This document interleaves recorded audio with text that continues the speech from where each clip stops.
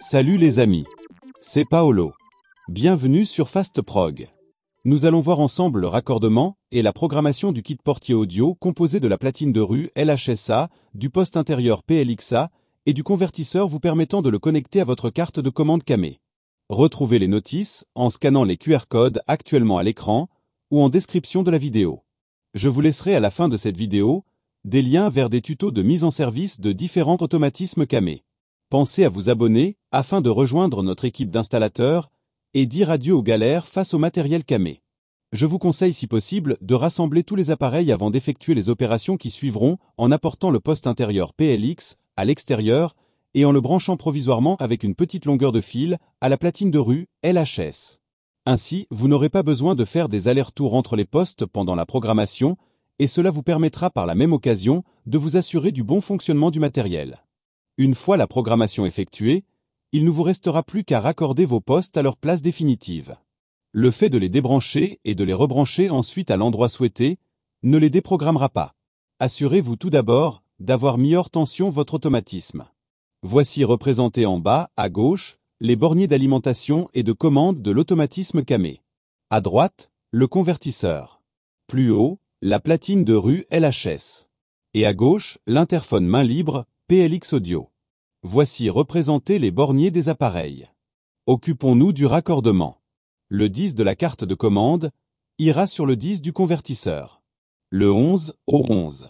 Ces deux bornes permettent l'alimentation en 24 volts alternatifs du convertisseur. D'ailleurs, vous pourrez contrôler lorsque vous aurez remis l'automatisme sous tension et si vous rencontrez un problème d'alimentation, que vous ayez bien 24 volts entre les bornes 10 et 11 sur la carte de commande et donc sur le convertisseur. Raccordez ensuite le plus du convertisseur au plus du LHS et le moins au moins. De ces bornes plus et moins du convertisseur sortira une tension de 18 volts continue qui permettra d'alimenter le LHS en 18 volts. Puis utilisez une paire de fils torsadés comme indiqué pour la liaison entre les deux postes interphonie sur les bornes B et B-out. Si vous ne prévoyez pas de raccorder votre platine de rue à la carte CAME pour la commande d'ouverture du portail par l'interphone, vous pouvez passer à la programmation du système que je vous explique dans une minute. Et pour ceux qui souhaitent commander le portail grâce à l'interphone, voici quelques informations avant d'effectuer la suite du raccordement. Le bornier de commande représenté reprend toutes les bornes qu'il est possible de rencontrer sur les cartes électroniques CAME. La vôtre comporte peut-être que le 2, 3, 3P et 7. Ou seulement le 2, 3P et 7. Peu importe, elles auront toujours les mêmes fonctions. Vous pouvez d'ailleurs les tester avant de raccorder votre convertisseur en effectuant une impulsion à l'aide d'un fil entre les bornes à tester. 2.3 commandera l'ouverture uniquement. 2.3P commandera l'ouverture partielle. 2.4 commandera la fermeture uniquement. Et 2.7 commandera alternativement l'ouverture et la fermeture. Vérifiez si besoin dans la notice de votre automatisme l'éventuelle possibilité de configurer vos entrées de commande. Nous utilisons le plus souvent la commande 2.7 afin de pouvoir ouvrir et fermer le portail. Voici le câblage. Raccordons le moins du bornier serrure du LHS au moins du convertisseur. Le plus du bornier serrure du LHS à la borne serrure sur le convertisseur. Le 2 du convertisseur au 2 de la carte de commande. Et le 7 au 7 dans mon exemple, mais si vous préférez une fonction différente, alors choisissez la borne correspondante. Voilà pour le câblage. Passons à la programmation. Appuyez entre 3 et 6 secondes sur le bouton prog du LHS, puis relâchez. Les LED des boutons d'appel ainsi que les symboles de combiné de téléphone clignoteront, la LED prog restera allumée fixe. Nous sommes en mode programmation des touches d'appel. Appuyez sur P1 pour configurer 2 touches doubles à bascule pour un maximum de 4 appels dans le cas où vous avez au moins 3 PLX. Appuyez sur P2 pour configurer 2 touches simples pour un maximum de 2 appels dans le cas où vous avez moins de 3 PLX. À cet instant, le voyant LED prog et le symbole de porte clignotent, les touches d'appel restent allumées fixes. Nous sommes maintenant passés en mode appairage des touches d'appel avec le poste intérieur. Appuyez en même temps sur la touche comportant les 2 points et la touche clé du PLX.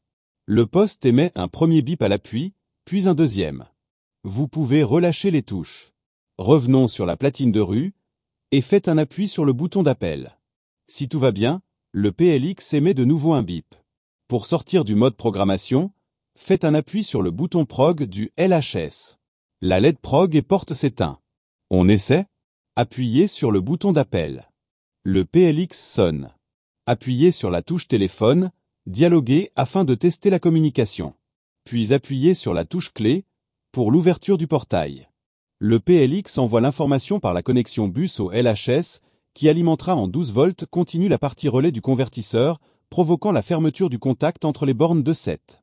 Et comme nous l'avons vu plus tôt en testant nos entrées de commande, le fait de fermer le circuit entre les bornes 2 et 7 active la commande d'ouverture ou de fermeture selon la position du portail. Si la fonction de fermeture automatique est activée sur votre automatisme, alors pas besoin de rappuyer sur la touche clé pour refermer le portail. Vous pouvez terminer la conversation en rappuyant sur la touche téléphone. J'espère que cette vidéo vous a permis d'effectuer votre installation sans difficulté. N'oubliez pas de vous abonner afin de m'encourager, d'être informé de la sortie des tutos, de découvrir le monde facile de FastProg et de garder à portée de main une mine d'infos sur le matériel camé. Et comme promis, voici les liens vers les tutos de mise en service de portail coulissant et de portail battant camé, ainsi que le lien pour l'accès direct à la chaîne. Arrivederci, alla prossima!